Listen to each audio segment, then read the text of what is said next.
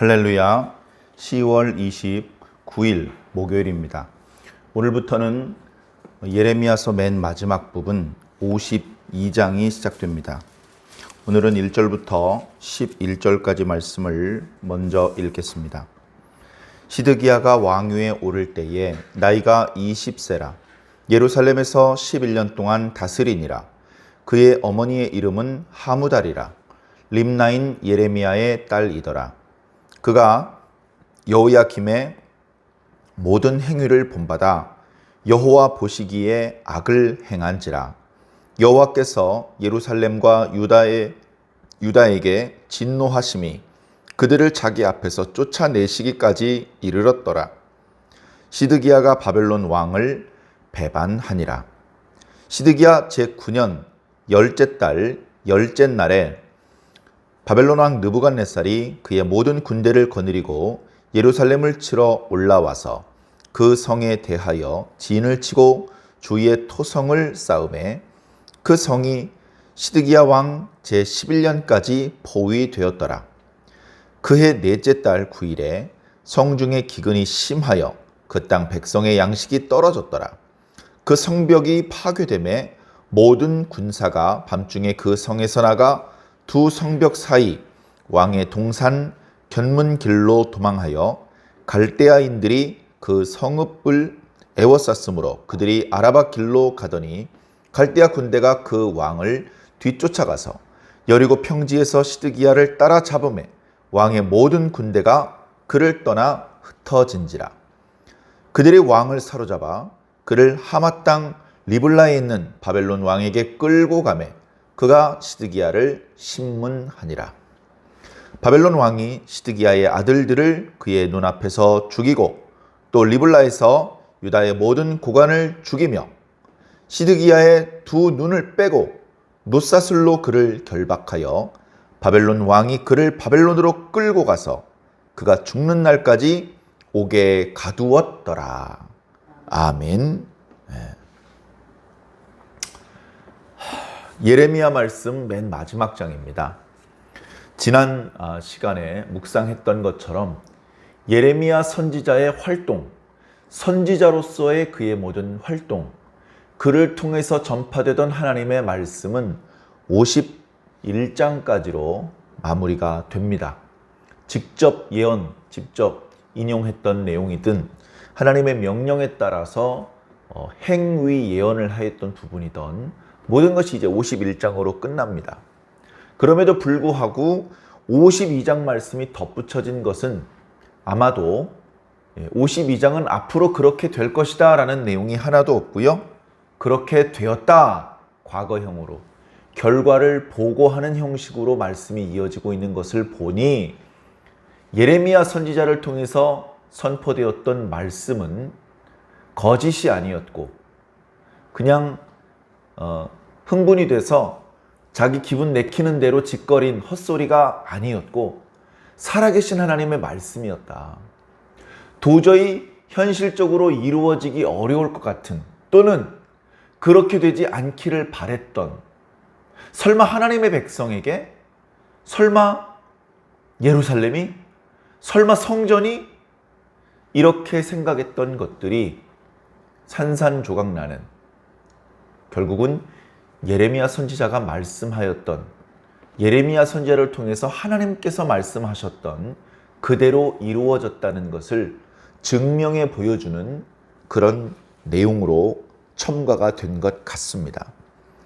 자, 52장 1절부터 시드기야 왕에 대한 이야기가 나옵니다.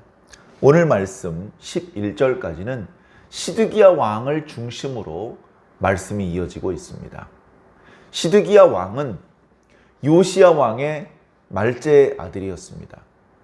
요시야 왕이 죽자 첫째 아들이던 여호야김 대신 주변의 몇몇 신하들이 여호아하스를 먼저 왕으로 옹립했습니다.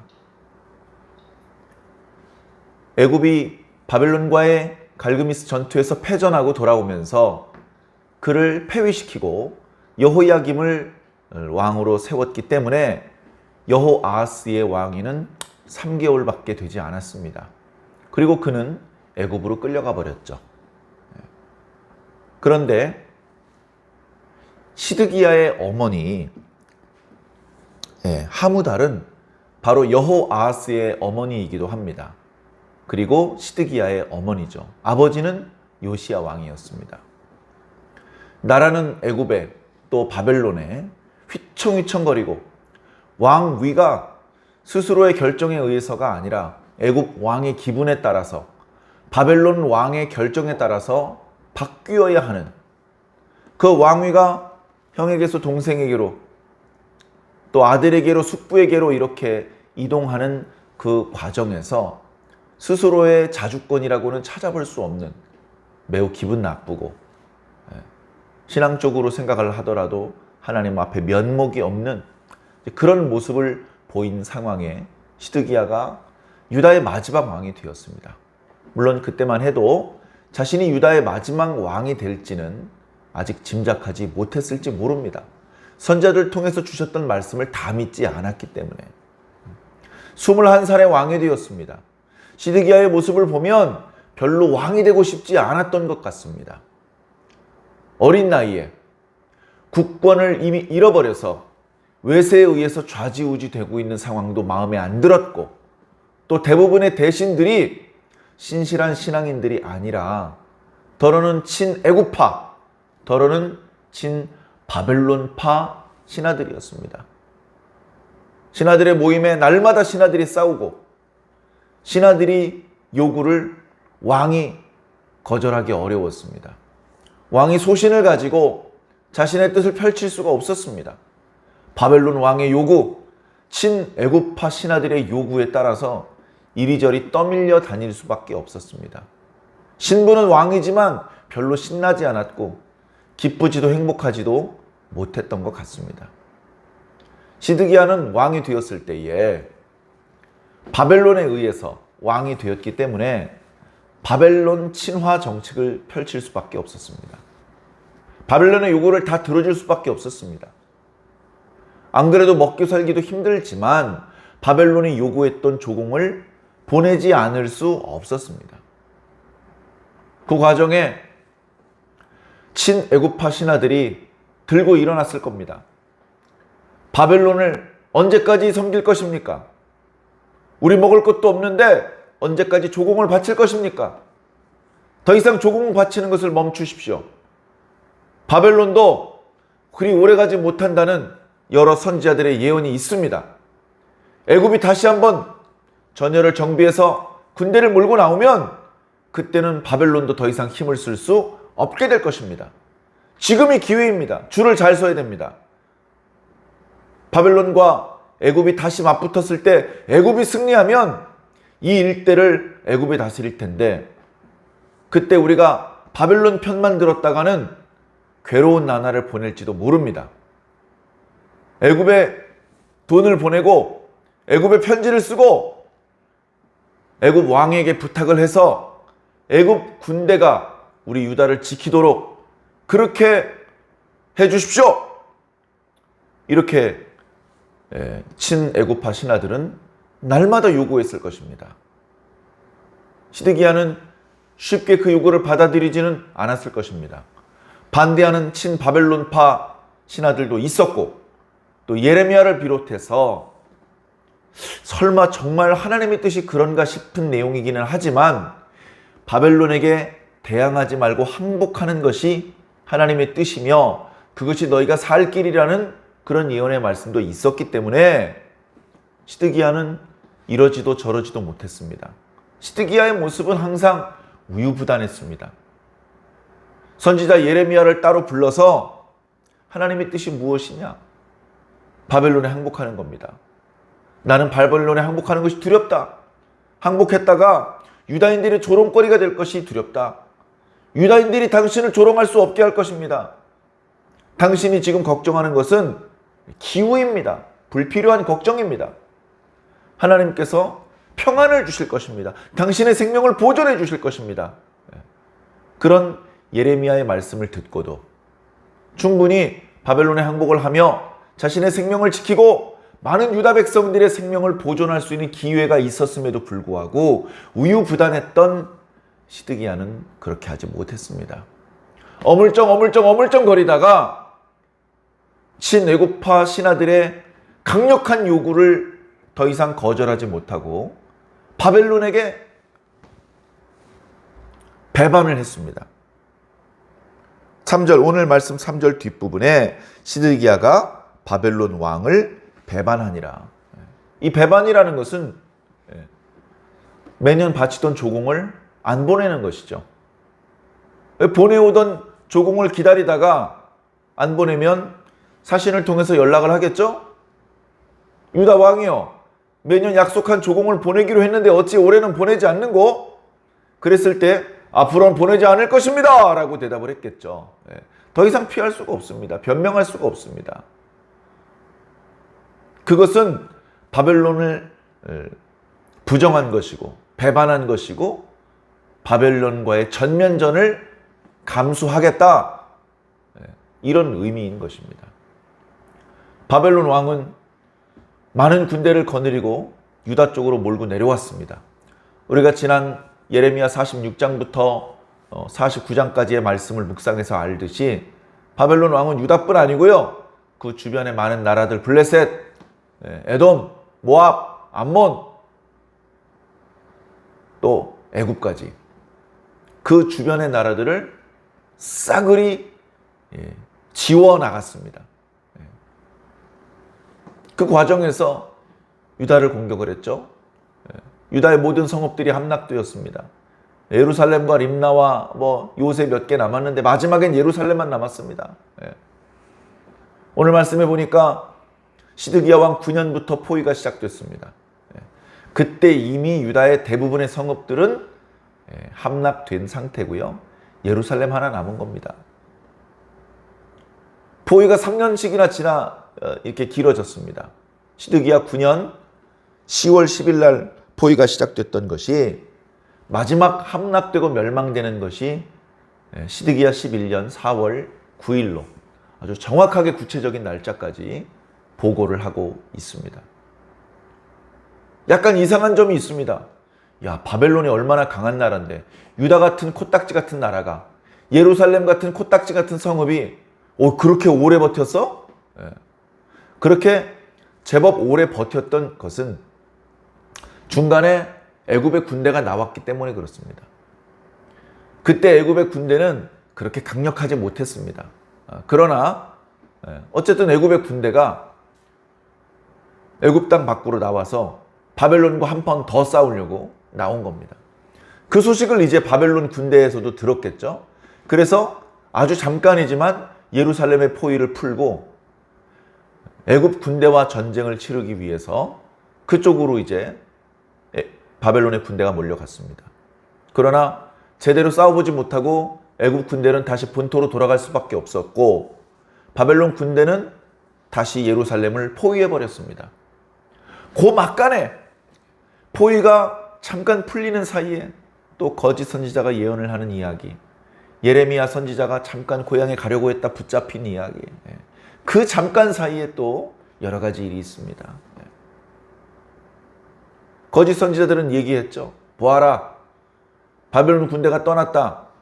애굽 군대와 싸운다더라. 애굽이 이번에 이길 것이다. 바벨론 군대는 다시 돌아오지 않을 것이다.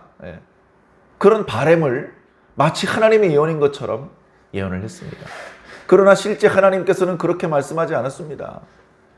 너희를 지금 잠시 떠난 바벨론 군사들은 다시 돌아올 것이다. 다시 예루살렘을 포위할 것이다. 이번에는 멸망당할 것이다. 절대로 피하지 못할 것이다. 이제 그런 예언들이 예레미야 선지자를 통해서 계속 선포되었습니다. 그리고 그 말씀대로 되었죠. 시드기야 왕 11년 4월 9일에 드디어 예루살렘 성벽이 무너졌습니다.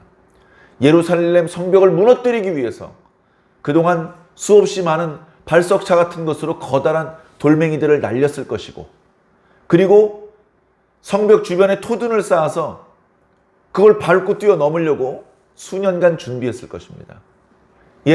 예루살렘 성은 고지대에 있었고 이중성벽으로 되어 있었기 때문에 쉽게 무너뜨릴 수 없는 구조였지만 바벨론의 강력한 힘으로 2년 넘어 3년째 예루살렘을 공략하는 과정에서 드디어 예루살렘 성벽이 허물어졌습니다. 이제 다음 날이면 그 깨져버린 성벽 사이로 갈대아 군대가, 바벨론의 군대가 밀물처럼 쏟아져 들어올 겁니다. 남자고 여자고 노인이고 어린이고 다 죽일 겁니다. 성벽이 무너지는 것을 보면서 예루살렘 성벽 안에 있던 유다인들은 매우 큰 두려움과 슬픔에 잠겼을 겁니다. 그리고 그날 밤 시드기야는 여러 병사들을 거느리고 탈출을 감행합니다. 바벨론이 주로 공격하는 방향 반대쪽으로, 남동쪽 방향으로 야간에 도망을 합니다. 그러나 그쪽에서도 지키고 있었던 바벨론 군대들이 그걸 알고 추격을 합니다. 바벨론 군대가 시드기야 왕 가까이까지 추격했을 때 왕을 보호하면서 마지막까지 목숨을 바쳤어야 될 유다 군대들은 왕을 버리고 다 도망갔습니다. 시드기야 왕 혼자 남았습니다. 계급도 낮은 바벨론 병사 말단 쫄병한테 멱살을 잡혀서 체포되고 말았습니다. 시드기야가 체포됐다는 소식이 유다에도 전해졌고 리블라에서 돌아가는 상황에 대한 보고를 듣고 있던 느부갓네살 왕도 보고를 받았습니다. 어허, 그래? 시드기야를 잡았단 말이지. 냉큼 이리 끌고 와라. 수족이 결박된 채 끌려갔습니다. 거기서 바벨론 왕에게 신문을 받았다고 했습니다. 뭐라고 신문했겠습니까? 내 이놈! 내가 어찌하여 나를 배반하였느냐? 내가 유다를 멸망시키지 않았고 내가 너를 왕으로 세웠는데 어찌하여 나를 배반했느냐? 내가 뭘 잘못했느냐? 그렇게 호통을 친 이후에 시드기야가 보는 앞에서 시드기야의 아들들을 죽입니다. 자, 이때 시드기야의 나이 21살에 왕이 되어서 11년을 다스렸으니까 32살입니다. 32살에 그의 자녀들이 몇 살쯤 됐겠습니까? 많아야 10살. 많아야 10살. 그 어린 아들들, 딸들이 시드기야가 보는 앞에서 죽임을 당합니다. 너무나 시드기야의 입장에서는 고통스러웠겠죠. 그리고 시드기야를 꼬드겨서 바벨론에 충성을 하지 못하고 애굽에 충성을 하도록 만들었던 유다의 고관들 아낌없이 다 죽여버렸습니다. 그리고 마지막에는 시드기야 왕의 두 눈을 뽑고 노사슬로 수족을 결박해서 바벨론으로 끌고 가버렸습니다. 죽는 날까지 감옥에 가두었습니다. 시드기야의 모습이 보입니다. 21살에 왕이 되어서 32살에 나라가 망하고 비참한 최후를 맞이하는 그런 시드기야의 모습. 왜 이렇게 비참한 최후를 맞이하게 됐습니까? 어쩔 수 없는 것입니까? 마지막에 느부갓네살 왕의 앞에 잡혀왔을 땐 이미 늦은 것이죠. 어쩔 수 없어. 더 이상은 뭘 어떻게 할 수 없는 상황이 되기 전에 어떻게 할 수 있을 때 최선을 다해야 됩니다. 시드기야는 자신의 형 여호야김의 소위를 따라해서는 아니 되었습니다. 신하들의 말에 이리저리 휘둘려서는 아니 되었습니다. 하나님의 말씀을 청하여 듣고 하나님의 선지자 예레미야를 통해서 주신 하나님의 메시지를 귀 기울여 들었어야 했습니다. 믿기 어려운 내용이라 할지라도 그 말씀을 믿어야 했고 순종하기 어려운 내용이라 하더라도 그 말씀대로 준행했어야 했습니다. 그렇게만 했으면 자신의 목숨도 지키고 비참한 최후를 모면하며 많은 유다인들의 생명도 보존될 수 있었을 것입니다. 그러나 시드기야는 그렇게 하지 못했습니다. 중간중간에 시드기야가 예레미야를 위해서 배려하고 예레미야를 따로 부르고 그에게 하나님의 말씀을 청하여 듣고 이런 약간씩 희망적인 모습들이 보이긴 했지만 그것은 그리 오래가지 못했습니다. 결국 성경은 시드기야를 가리켜 하나님께서 보시기에 악하더라 라는 평가로 끝나버리고 맙니다. 조상들처럼 다윗의 묘실에 안장되지도 못하고 이방 땅에서 감옥에서 옥살을 하는 비참한 최후. 그도 하나님의 백성이었고 그도 선지자의 말씀을 엄중하게 들었던 때가 있었는데 어찌 이렇게 비참해졌습니까? 우리가 오늘날 하나님을 믿고 예수 그리스도를 구주로 영접했다고 하면서도 하나님의 뜻을 온전히 깨닫지 못하고 말씀을 청하여 듣고 겸손히 그 말씀을 믿고 그 말씀대로 준행하고 하지 못한다면, 하나님의 뜻을 알고도 주저주저 하면서 우유부단한 모습을 보인다면 재앙을 피할 수 있는 기회, 큰 축복을 누릴 수 있는 기회를 잃어버린 채 비참한 최후, 후회할 수밖에 없는 안타까운 그런 지경에 떨어지지 않으리라 누가 장담할 수 있겠습니까? 겸손해야 됩니다. 하나님의 말씀을 읽어야 됩니다. 나의 바램대로 되지 않습니다. 하나님의 뜻대로 됩니다. 그 하나님의 뜻이 나의 바램과 같지 않다 하더라도, 내 희망사항과 조금 다르다 하더라도 내 뜻대로 되는 것이 아니라 하나님 뜻대로 되는 것입니다. 우리가 기도할 때에 믿음이 없는 자는 이렇게 기도할 겁니다. 하나님 뜻대로 하지 마시고 내 뜻대로 하시옵소서. 대부분의 성도들이 처음 신앙할 때 다 그렇게 기도하기 시작했습니다. 그러나 신앙이 깊어지면서 기도가 바뀝니다. 예수 그리스도께서 간구하셨던 그 간구의 내용처럼, 아버지여 내 뜻대로 마옵시고 아버지의 뜻대로 되기를 원하나이다. 이것이 믿음의 고백이고 이것이 성도들의 마땅한 기도가 되어야 할 줄로 믿습니다. 오늘 저와 여러분은 이렇게 기도하고 있습니까? 나의 바람, 나의 요구사항, 나의 희망사항이 있어. 근데 그대로 안 돼도 되니까 하나님의 뜻대로 좀 됐으면 좋겠다. 하나님께서 말씀하신 대로, 하나님께서 계획하신 대로, 하나님께서 바라시는 대로 됐으면 좋겠다. 여러분, 우리의 바람대로 되는 것보다 하나님의 바람대로 될 때 우리는 더 행복할 수 있습니다. 우리는 우리에게 뭐가 필요한지 모릅니다. 내가 지금 주님에게 요청하는 것이 나에게 주어졌을 때 그것이 나를 행복하게 할 수 있는 약이 될지, 나를 더 큰 불행으로 떨어뜨리게 될 독이 될지 우리는 잘 알지도 못하면서 기도하고 있습니다. 그래, 잘 모를 때는요, 주님의 뜻대로 되기를 원합니다 라고 기도하는 것이 가장 지혜로운 기도입니다. 제가 그렇게 하라고 시켰다고 그냥 맹목적으로 따라하는 것은 의미가 없을 것입니다.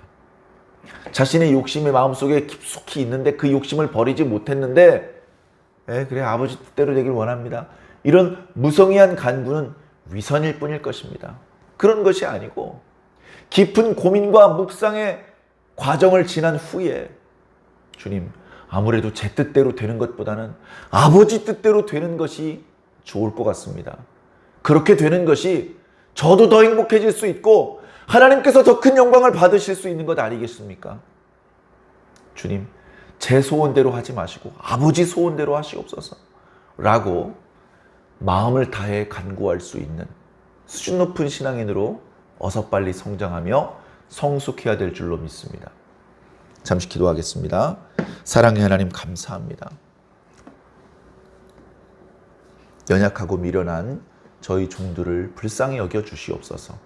그렇게 오랫동안 말씀을 들었는데도 깨우치지 못하고, 또는 깨우쳐서 무엇이 하나님의 뜻인지 알면서도 하나님의 뜻을 준행하지 못하고, 하나님의 소원이 아닌 자신의 소원을 강권하면 그것을 고집하는 그런 미련하고 어리석은 모습을 아직도 다 버리지 못한 저희 종들을 주님 불쌍히 여겨 주시옵소서. 날마다 성장하며 성숙되기를 원합니다. 미련한 기도를 그치고 우리 주님 겟세마네에서 간구하셨던 것처럼 나의 원대로 마시고 아버지의 원대로 되기를 원하나이다. 그렇게 진심을 담아서 기도할 수 있는 그런 신앙인으로 성장하기를 주님 간절히 소원합니다. 오늘날 이 시대에는 하나님께서 어떤 계획을 품고 계십니까? 우리 개개인들을 향해서는 어떤 계획을 가지고 계십니까? 주여, 저희가 그것을 다 알 수 없사오나 주여 허락되시는 대로 우리에게 깨닫게 하여 주옵시고, 그 하나님의 기뻐하시고 선하시고 온전하신 뜻을 깨달으며 감사하며 기뻐하며 주를 찬양하며 감사함으로 순종할 수 있는 자들이 될 수 있도록 주님 인도하여 주시옵소서. 통하여 홀로 큰 영광 받아 주옵시기를 살아계신 우리 주 예수 그리스도의 이름으로 믿고 기도하옵나이다. 아멘.